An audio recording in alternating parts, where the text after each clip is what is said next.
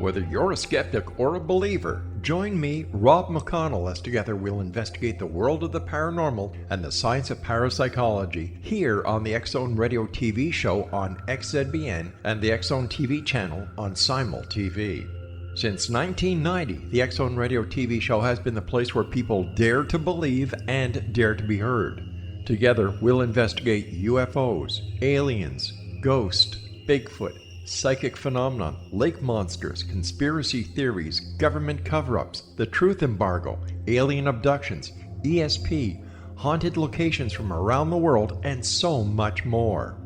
With over 28 years of broadcasting and more than 4,500 individual guests, the X-Zone is truly a place where fact is fiction and fiction is reality, as evidenced by the credibility, integrity, and professionalism of the guests that we bring to our international audience. If you have seen a UFO, had a close encounter, seen a ghost, Bigfoot, lake monster, or a story that you would like to share or have investigated, contact me, Rob McConnell, by sending me your email to xzone@xzoneradiotv.com, or you can call toll-free 1-800-610-7035, extension 143, and on Skype, X-Zone Radio TV.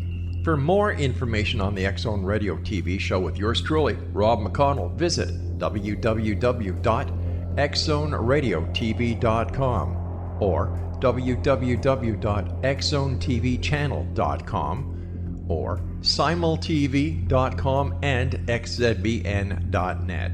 Until next we meet here in the X-Zone from our broadcast center and studios in Hamilton, Ontario, Canada, always remember, X-Zone Nation, keep your eyes to the sky and your heart in the light.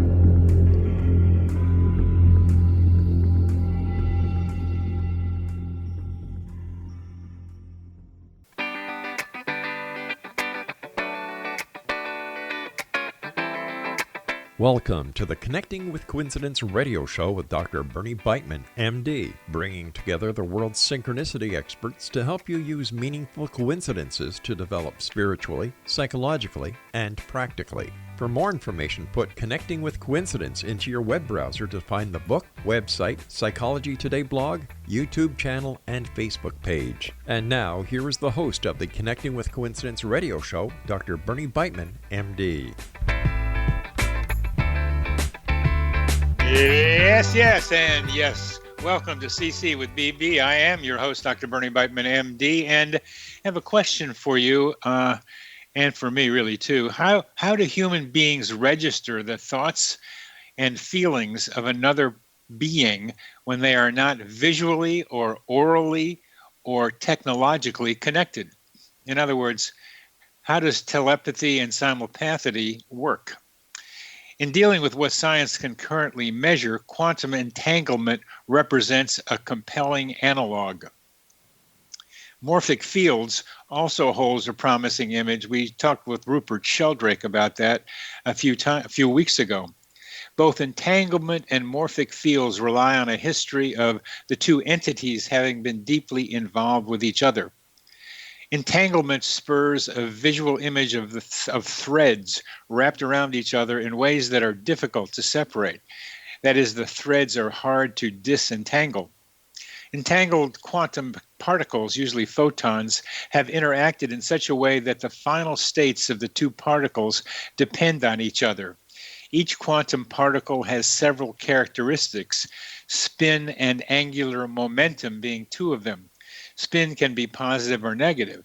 If one particle has a negative spin, the other has a positive spin. As one particle switches spin valence, the other immediately switches to the opposite. There is no cause leading to an effect. The responses are instantaneous no matter what the distance. Entanglement, consciousness, and Carl Jung are a central part of our discussion today. With Diogo Ponte, who was born in Barcelos, Portugal. He is a clinical psychologist since 2007, neuropsychologist since 2011, has a master's degree in consciousness and transpersonal psychology, and is completing a master's degree in organizational management. His professional core is to manage the Portuguese National Stroke Association, where he is the general director. But his academic and personal daemon is in religion and spirituality. With profound devotion to Jungian studies and the history of religious ideas, he has worked with Lothar Shafer, a quantum chemist and distinguished professor of chemistry at the University of Arkansas. With him, with Lothar, Diogo has published several papers, and the one that spurred my interest in talking with him today is the one entitled Carl Gustav Jung, Quantum Physics and the Spiritual Mind, a Mystical Vision of the 21st Century. What a title and what a paper. Welcome to the show, Diogo. Hello, thank you. Thank you for the invitation, Bernie. Thank you. I'm very glad you could join us. How did you get interested in putting together Jung and quantum physics? Well, Bernie, that's a long story, but well, you could start with the coincidence that you told me about. Oh yes, it was a big coincidence that initiate all the interesting work that I made with Lothar Shafer. In 2001, I have helped the organization of an international symposium here in Portugal. It was planned that I had to be the host and guide for two people. Mathieu Ricard, who was the French Buddhist monk and French translator of Dalai Lama, and Brian O'Leary, a NASA astronaut who was involved in Mars project and had become a strong new science activist. For last-minute problems, I have also have to be in charge of picking up another invited lecturer. It was Lothar Shafer. That was coming from Arkansas, and whom I didn't have any idea who he was. Because of that, I couldn't spend the time I wished with the two lecturers that I was assigned to be responsible, and from whom I had a lot of expectations. I was somehow a little bit upset and disappointed in a way. In fact, I was a little bit cold and distant in the first 10 minutes with Lothar Shafer. He was a friendly and nice person, very educated, very modest, but some sort of empathy changed my perception along the time, and 1 hour later, another organizer of the symposium came and replaced me with Lothar. Meanwhile, I had erased completely this person from my memory, and I never thought in him later. And then, and Lothar was just put together with you when you weren't expecting it, because you had these other two very, very interesting people that you knew about that you were supposed to do something with. So you were a little bothered by the fact that you were put together with him, but it got to be all right. And then what happened? Yeah. And then 1 year later, a Portuguese book publisher phoned me saying that he had a visiting guest who the publisher was keen to publish his book here in Portugal, and that he wanted me to meet with them because, like me, that visitor had the same hobby. He was an intense Romanesque art church passionate. That's not everybody is interested in Romanesque art church. Absolutely. Few people are. That American person had that hobby. Yeah. He visited since the late 60s, I think. Yeah, late 60s. All over Europe, many Romanesque medieval stone churches, because of the symbols and the allegories that stonemasons have carved in those stones. So the publisher was excited to bring me this American quantum scientist with a unique passion, which I was known, that passion was known by my friends. Well, when we met, both Lothar and I became completely astonished by this wonderful coincidence, and for the fact that we had already encountered 1 year before, and never imagined that we share that passion.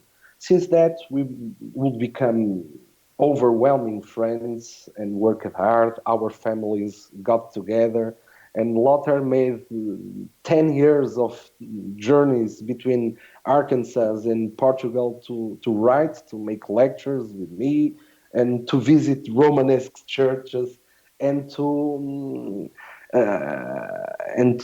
gather quantum physics with Jungian psychology. That was the beginning. That kind of coincidence, just even if you had met at the publishers and you shared the Romanesque interest, but that you had met before kind of unwillingly.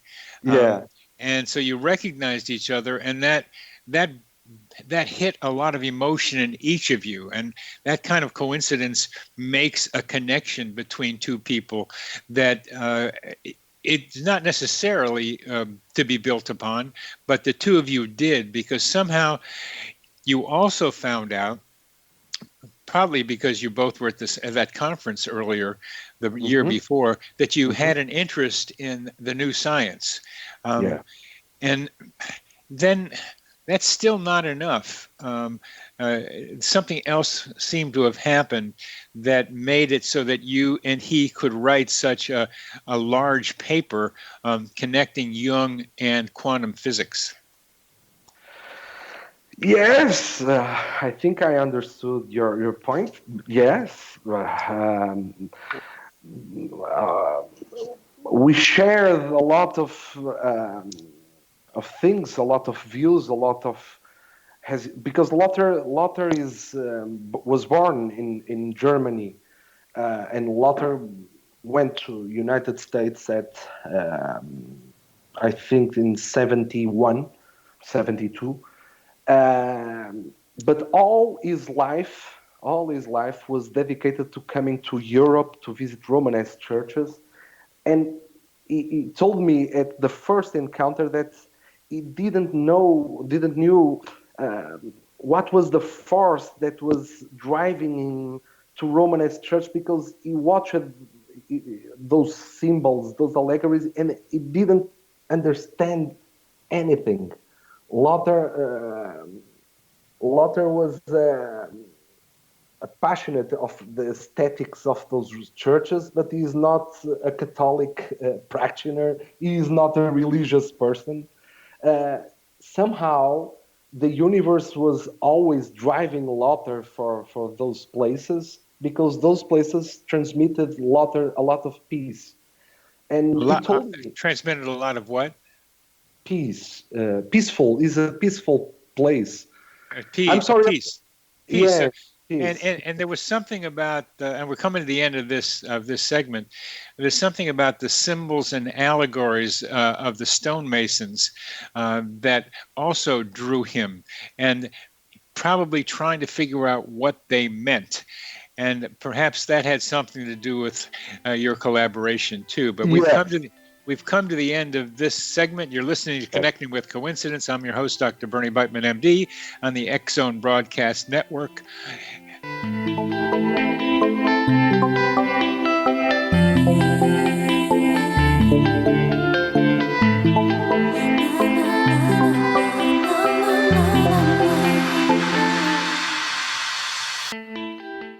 Patty Conklin grew up in Brooktondale, New York, with a unique ability. Unlike others, she could see how the vibration of words and emotions affected the physical body. She discovered how to release stored emotion and facilitate healing. This began today's Conklin method of cellular cleansing. The private practice grew with tremendous results, as did her reputation. More and more people sought her out, bringing her into the home for healing.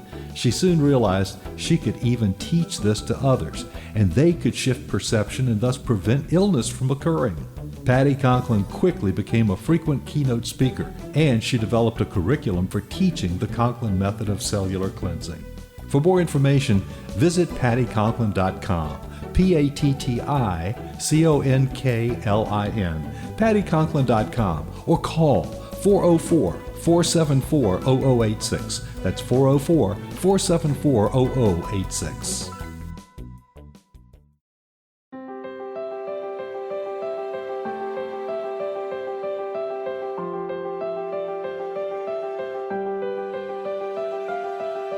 Mission Evolution is dedicated to the well-being of the planet and animals, as well as the evolution of humankind.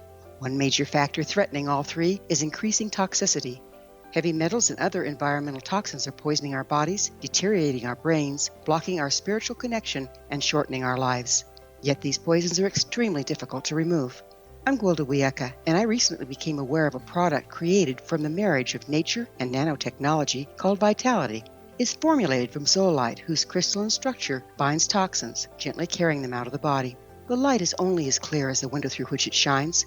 Clear your body, shine your light into the world. Visit vitalityhappens.com for a 20% discount. Enter code PATHHOME.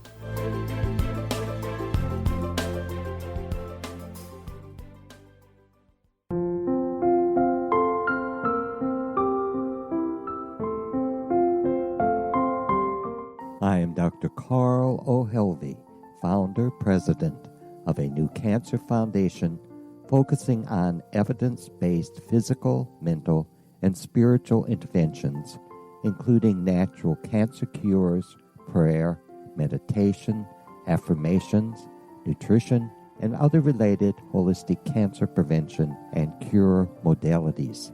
These are used in cancer education, research, and financing care. I ask for your help to continue this important work by donating at www.holisticcancerfoundation.com.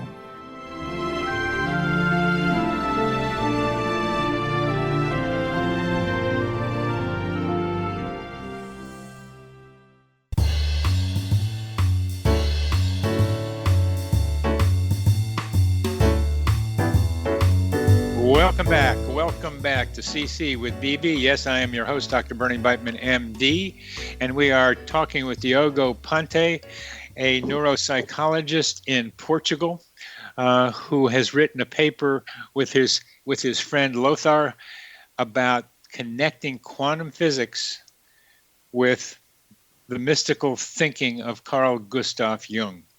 Now, you and Lothar got together and saw that you had these overlapping interests. I imagine that some of what you knew helped him understand what he was trying to do, and he did something for you with quantum physics that I'd like to know about too. But if you were to say what you learned from your collaboration with Lothar and what this paper is trying to say to anybody who wants to listen, what would that be? What are the messages you got from putting together Jung and quantum mechanics?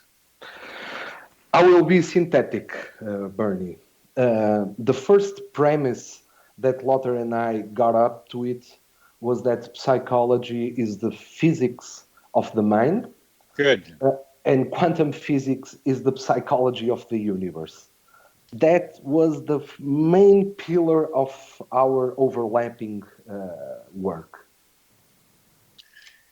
When you say let's elaborate on that. Physics, like psychology, is the physics of the mind. That's your part.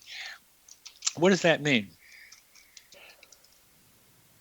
Well, psychology is the physics of the mind. Well, it's that psychology is interesting to study the behavior, the inside, the non-physical behavior of the human mind, of the humankind. So psychology is interested to study and, how can I say, it lacks the word, prevent. Psychology is trying to prevent the behavior. That is physics of mind, is because psychology is the psychic layer is still physical. And so Lothar came with quantum physics, with the notion that the quantum physics is also a layer of reality and of physical reality. And the gathering of these two worlds came to the point that the quantum physics is the psychology of the universe. I can't elaborate too much about this, because if I elaborate, I must enter in the phenomena of quantum physics. Well, we might have to talk about some of that, but one of the things you just said is that the psyche is physical. One of the most pressing problems for any of us thinking about how things work in the world, particularly the relationship of mind, thought, and physical reality, is how does mind communicate with brain? How do thoughts and brain relate to each other? And when you say the psyche is physical, you're suggesting something that is a partial step in the direction that I am most interested in, is that is how do we get from ideas or qualia, which are a name for feelings, how do we get from qualia, which are more mental constructs, more mental ideas, to the brain? What is the relationship with brain and mind? And when you say psyche is physical, that suggests some kind of relationship between mind and brain to me. Yes, when I say psyche is physical, I must relate that with the notion that all reality is the non-material reality is still material. At the foundation of the visible world, we find entities which always appear to us as elementary things, and when we interact with them, they come to us as thoughts. Thoughts are not visible, but they can interact with the material world. So, without any kind of prejudice, the brain is like a mediator between the non-empirical reality and the empirical reality. Yeah. So psyche is also a mediator between material and the non-material reality.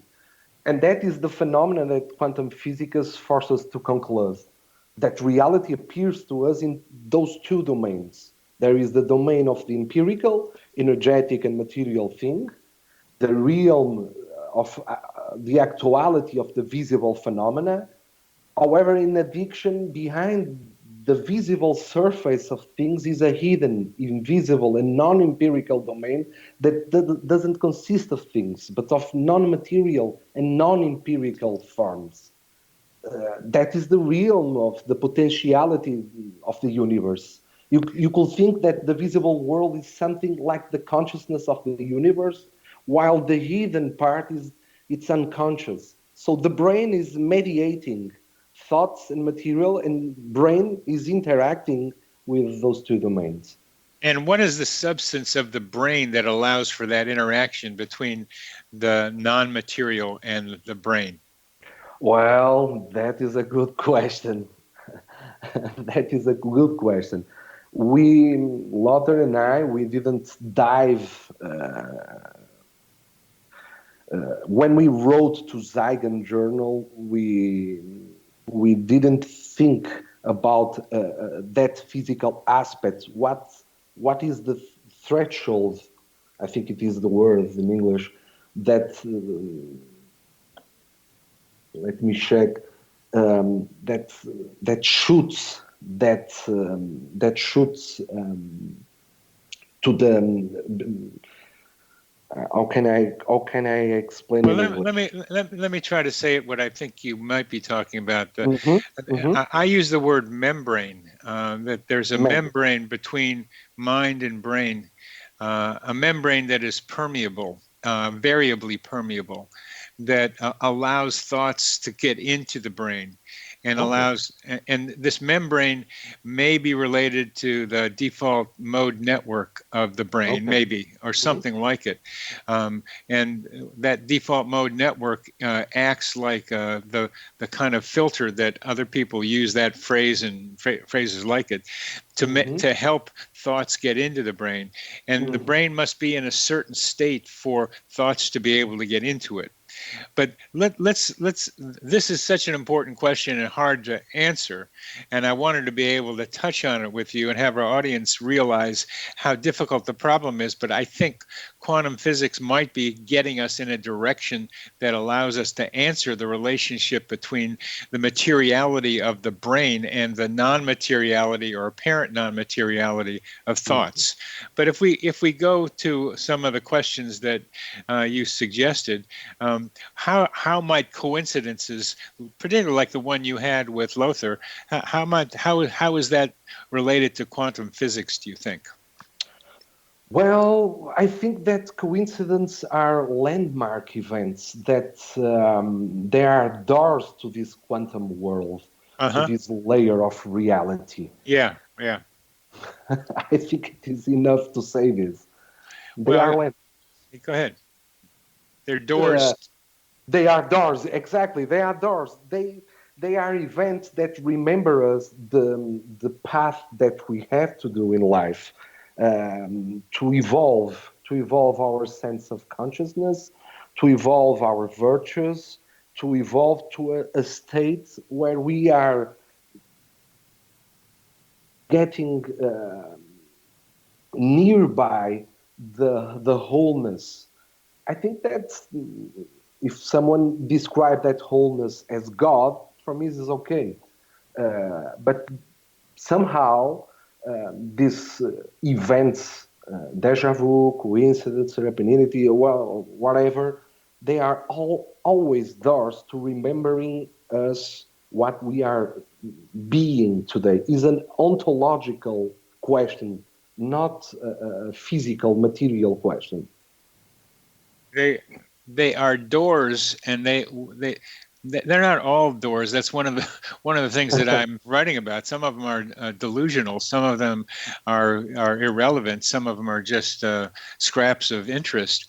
But certain ones, like the one with you and Lothar, are evolving for each of you, where each of you bring together, you the psychological and he the quantum chemistry thinking, so that each of you were able to find each other, and through this wonderful coincidence of yours, to allow each of you not only to evolve psycho-spiritually, but also to be able to have a wonderful good friend who could be almost a family member. So your families got together a lot. So it was such a rich coincidence, and we don't have them that often. These are the ones that help with evolution, and that one of the questions I'm going to ask you in our next segment, because we're getting to the end of this, is still, how did you and Lothar know to be able to pursue this relationship with each other? That's my question for our next segment. You're listening to Connecting with Coincidence. I'm your host, Dr. Bernie Beitman, MD, and this is the X-Zone Broadcast Network, and our guest is Diogo Ponte.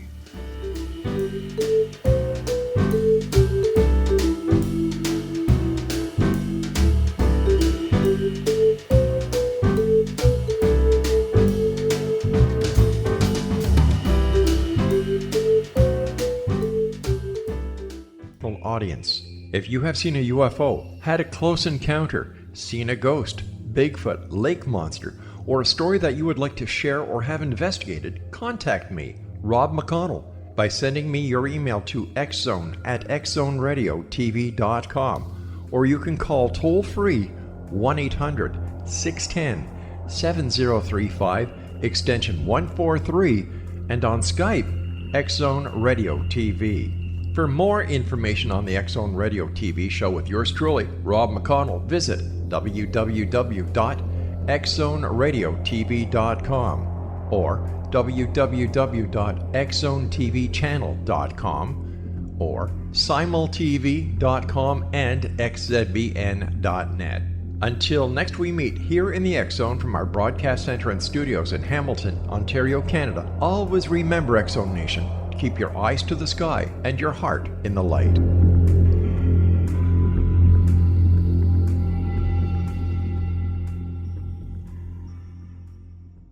Join Patty Conklin and Healing Within Radio each week. More than entertainment, Healing Within offers educational, useful tools for everyday life. Listen for help overcoming fear, anxiety, and depression. Patty knows about eliminating cancer, MS, dementia, Parkinson's, and a host of illnesses that we face every day. Life can be good. Life is good. All you need are simple tools to start changing your life. Start right now by visiting pattyconklin.com, PATTICONKLIN. No matter where you are in the world, you can work with Patty through Skype, phone, or in person, visiting one of her retreats in Georgia. Visit pattyconklin.com today or call our offices at 404-474-0086. That's pattyconklin.com or call 404-474-0086.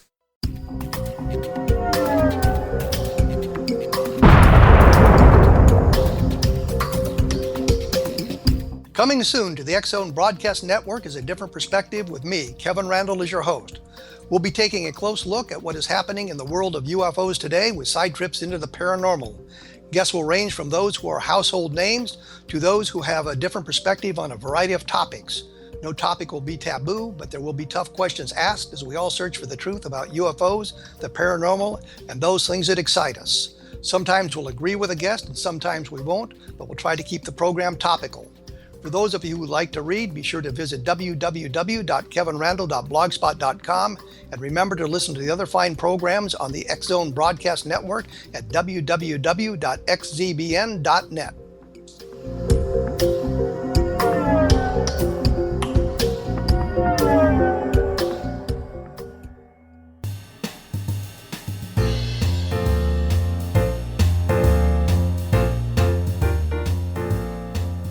Welcome back to CC with BB. I'm your host, Dr. Bernie Beitman, MD.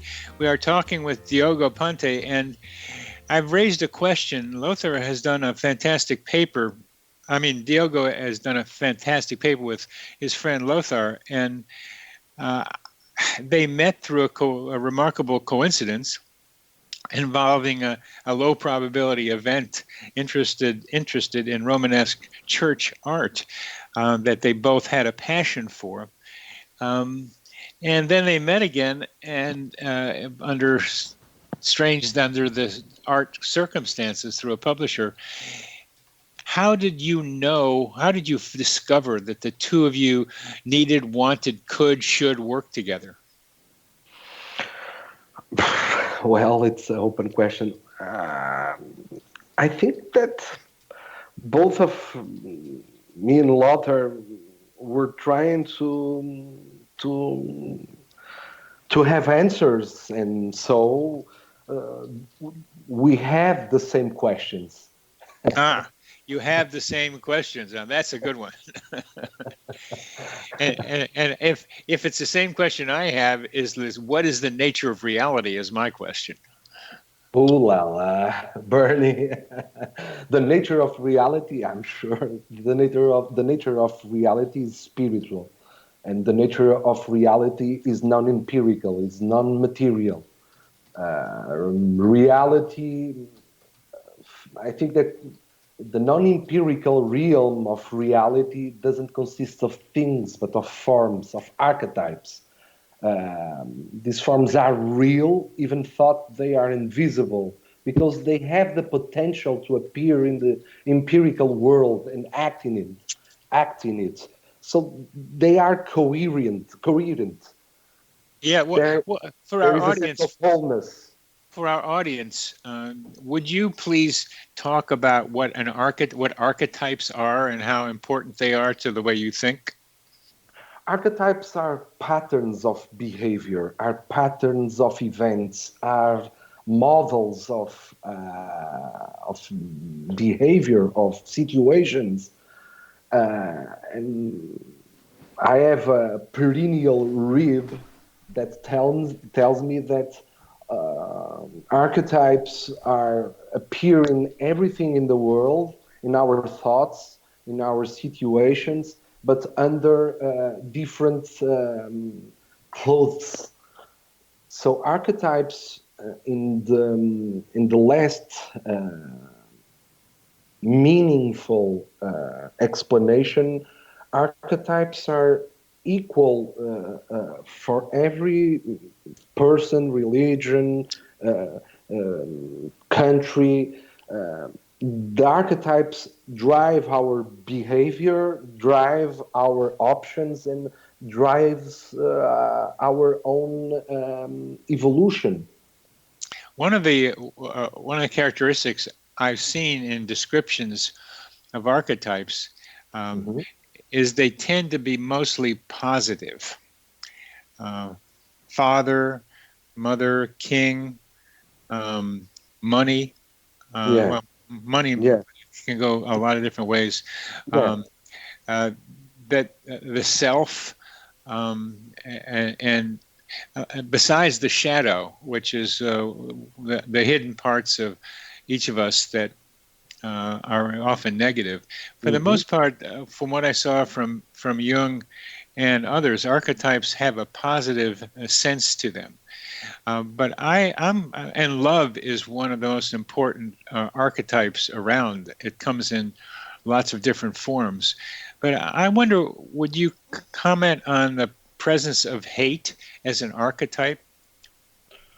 Of course. There is a French philosopher, René Girard, that wrote an interesting book about violence and the sacred. And René Girard tells us that, with a very elaborated study, that violence and the negative archetype is the instinct, the prior instinct that develops in humankind. And it is the main archetype that drives social communities. We see this often. Even today, we are seeing wars being initiated. And it is the archetype, the negative archetype. But like trauma, the negative archetypes are essential for our evolution. Why? Otherwise, you are repressing those negative instincts. That's why I think that the evolution of mankind has to surpass the lower instincts, and they have the evolution of mankind has to pass to another level of consciousness where virtues, where love, where all the eternal and perennial values have to be turned in consciousness, have to be materialized. Jung. So, when you say this, it makes me wonder, where do the archetypes come from? Because the violence is intended to help individuals and societies. So the teleological notions of Jungian thought is that we are driven not so much by the past, but towards the future, evolving towards where we would need to be, as you so nicely described. But that made me, for the first time, wonder about the origin of archetypes. Where does this violence come from, just to start with it? Well, we need to bring order to chaos. So those negative archetypes come from the same place where the positive archetypes come. They come from a non-empirical reality, for sure. Lothar was a passionate of Teilhard de Chardin. He had made lectures in Vatican, and he was not a religious person. And every time, the first meeting that I had with him, I was speaking with him about that about that famous phrase of Teilhard de Chardin, who said that we are not human beings having a spiritual experience. We are spiritual beings having a human experience. So that spiritual domain has the good and the bad, the positive and the negative. It's like Shakespeare. Shakespeare, I think he tells in Othello or something that there is in that unseen region of thought, there is not good or evil. Our behavior turns good into evil or evil into good. So the source is the same. And what are some other examples of negative archetypes? Well, there are so many, Bernie, so many bad archetypes.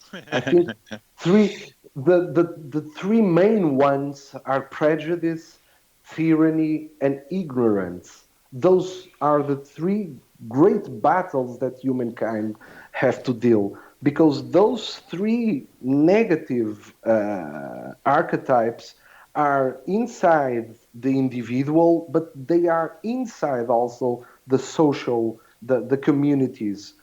And so if you were to me to define which are the bad or the negative archetypes, I would choose those three ones, because those three ones are the source of all the evil in the world.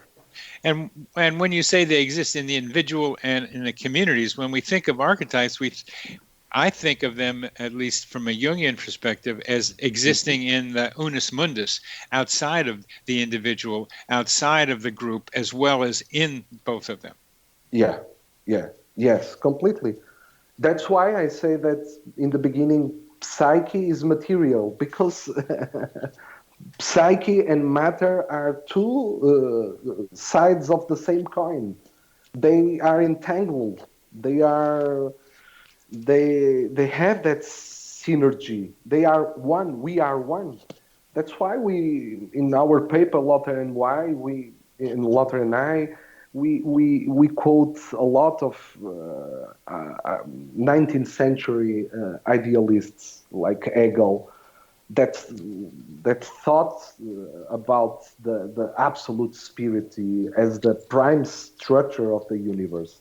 Everything that exists is the actualization of spirits, and everything is connected with it. Spirit is everything, creates everything. And thinking and being, subject and object, the real and the ideal, the human and the divine, all are one. Thus, Hegel concluded, and that was our main point, that our thinking is the thinking of the cosmic spirit, who is thinking in us. Our thoughts are the thoughts of the greater consciousness, is what you're saying, too. Absolutely. Inclusively, we made a point with the Indian sages that invented that allegory of the water pot. Well, we have to hold on to that Indian thing. We come to the end of this segment. You're listening to Connecting with Coincidence. I'm your host, Dr. Bernie Beitman, MD, on the X-Zone Broadcast Network, and our guest is Diogo Ponte.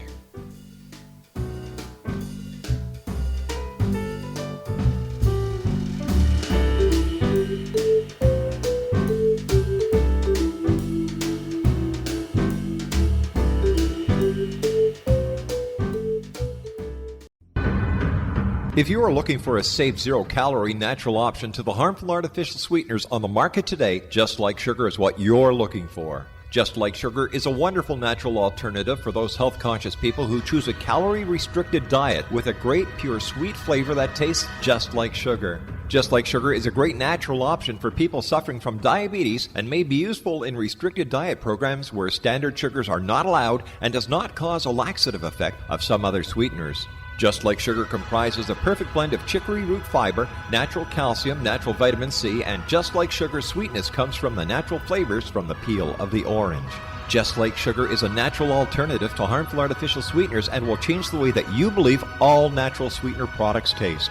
Just Like Sugar is available at your local Whole Foods markets, Wild Oats markets, Henry's, Sun Harvest, and many other fine natural food stores in the U.S., Canada, and worldwide. They are here, and they've been here for thousands of years, making their presence known in the shadows. They might be seen by a lonely motorist on a deserted road late at night, or by a frightened and confused husband in the bedroom he is sharing with his wife. But who are they? What do they want? Why are they here? Perhaps most concerning, has the government been aware of their presence all along? The new book by Ellie Marzulli, UFO Disclosure, the 70-year cover-up exposed, delves into the world of UFOs. Can full disclosure be soon? Order now and receive a free hour and 37-minute DVD on the UFO phenomenon. UFOs are real. Get both the book and the DVD, a $40 value, for only $19.99. To order your book and DVD today, go to lamarzulli.net. That's LAMARZULLI.net. You have heard of the X Zone? Now watch it on Simul TV, plus 500 video games, live TV channels, free video on demand, worldwide, and more. Does this sound like tomorrow's television? Well, it is, but you can have it today, right now. It is Simul TV. Simul TV offers what the others only wish they could provide. 15 exclusive channels like X Zone, sci-fi, and horror. We are worldwide. No other provider offers that. 500 built-in video games. No need to have an extra expensive system. We have them included. Free video on demand. Live streaming events from around the world, interactive online network, and much more. Tomorrow's TV today. Simul TV. Sound too good to be true? Well, it's not. You can have Simul TV today. Sign up at simultv.com. Do it today.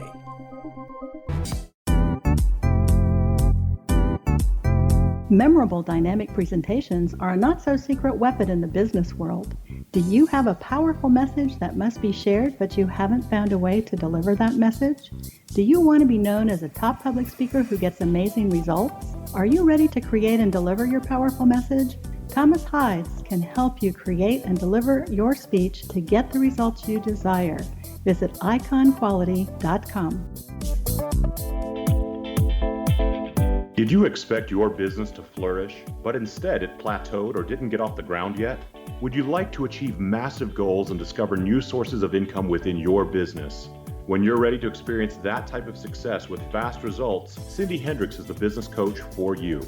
Her work with entrepreneurs and business owners has been life-changing. To get you and your business where you want to be, go to imaginemoresuccess.com. Has the fear of public speaking stalled your business or personal life? What would you give to develop and maintain supreme confidence? Have an invaluable private program to always perform at your best. Imagine how you would feel. You can have all that and so much more today with Thomas Hides' life-changing course called Number One Fear Unleashed. Visit numberonefear.com and be liberated from your fear of public speaking.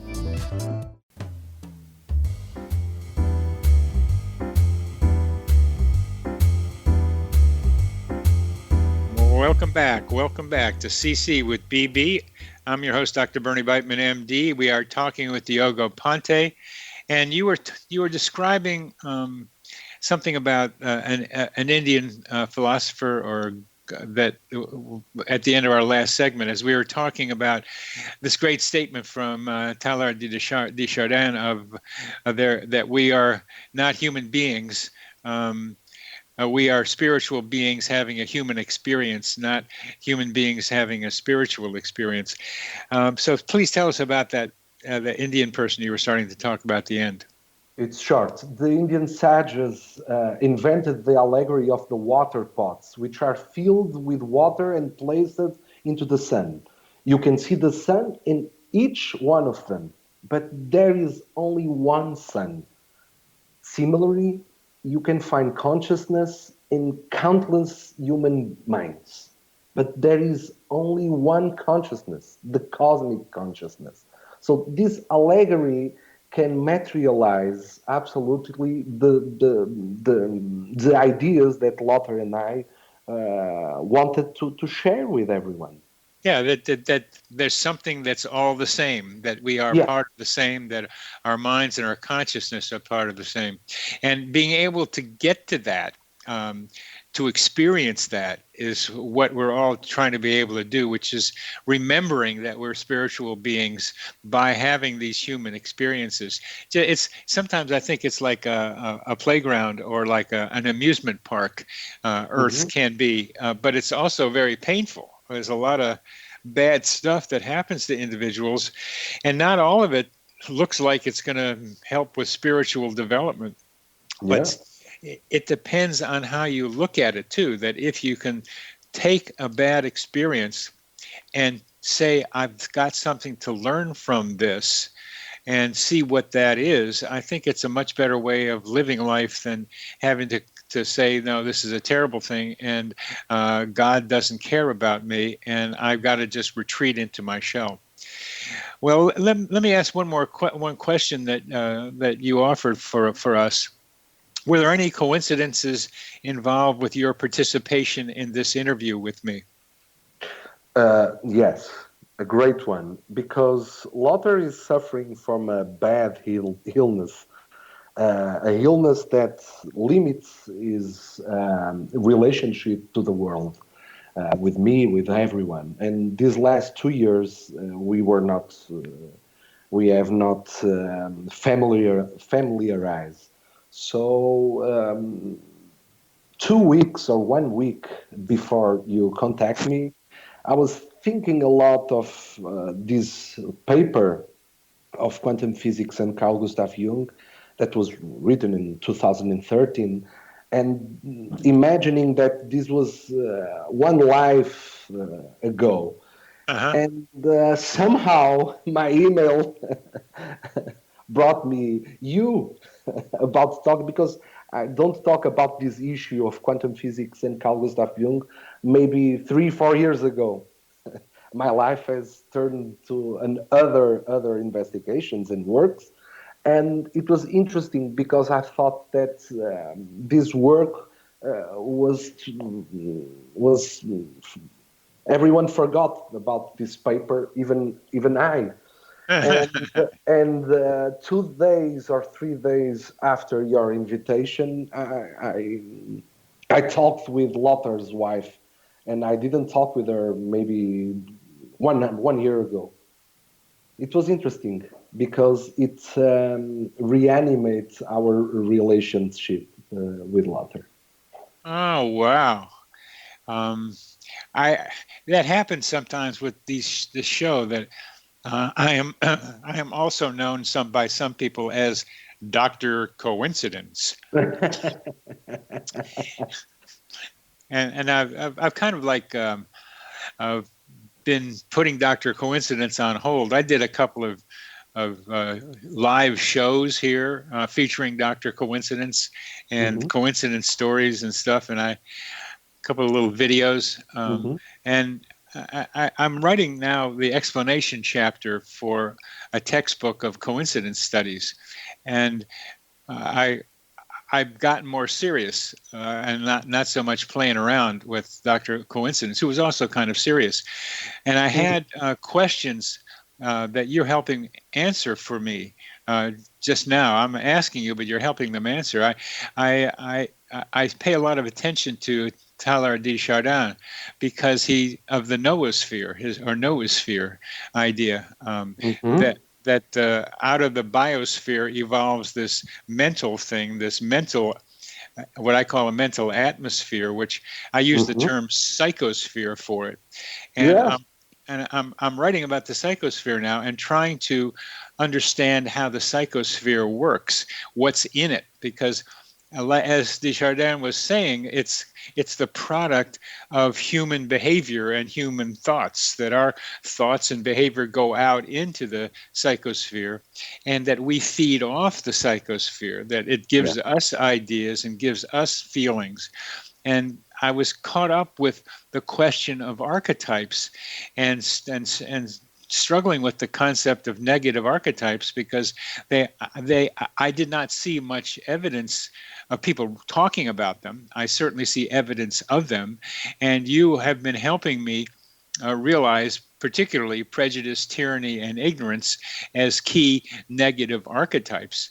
And I very much appreciate your being able to do that with me. So the coincidence of our talking is very timely for what I'm doing as well. Thank you. You activated this coincidence. I activate, and that. Now I'd like you to talk about this. We have about 5 minutes left, or 4. That a lot of times Jungians say that it's the archetypes are activated or constellated is a term they often use. But I think human beings have a lot to do with making coincidences happen. Of course. Well, a lot of people don't think that. They think it's either random or it's God, or in Jungian terms, it's archetypes that make it happen. And so please talk about what the human role in coincidences can be. For me, it's simple. It depends of the degree of the consciousness evolution of each one of us. You talked a little bit earlier about the openness, I think, openness that we have to have those archetypes activated. Because if I have lower instincts, if I see the world with my lower instincts, I will be open to consumerism, to individualism, to exacerbated capitalism, to greedy, to negative archetypes, because I'm nearby them. If my consciousness is a little bit evoluted, I will still have negative archetypes nearby me, but they haven't the force of the lower instincts. They have the force of higher instincts. So the role of activating the archetypes, it's like the jack of leather. The jack of leather has that forcing symbol where men and angels come and go to the heaven. So heaven is a non-empirical reality. Heaven is the domain of thoughts, of feelings, and our psyche goes to the non-empirical and activates archetypes, but archetypes then come to our material world and they activate without asking permission, So there is an exchanging dynamics between human mind and the archetypes. So archetypes activate on their own sometimes. Is that what I heard you say? Yes, I think so. I cannot talk about a predeterminism of life, but those archetypes are also landmarks that, no, they aren't landmarks. They activate landmarks that are essential to remembering us that our true path is to become a spiritual being. So we are materializing spirituality, but we are also spiritualizing materiality. Its dynamics it's the allegory of the philosopher's stone that Jung taught. It's the medieval allegory. It's materializing the spirit and spiritualizing the material. Very good. Very interesting. Well, how has this been for you to have your paper reactivated? Yeah, it's wonderful. But my motto of life is the one that Joseph Campbell says a lot in The Power of the Myth with Bill Myers. The ultimate aim of the quest must be neither release nor ecstasy for oneself, but the wisdom and the power to serve others. That is my motto. So when you revive this paper with Lothar, you are reviving also this power to serve others, because I think that knowledge is the best instrument to fight prejudice, tyranny, and ignorance. Wonderful, wonderful. Diogo, thank you very, very much for being on the show. It's been a pleasure to talk with you and activate the archetypes that you lived with Lothar.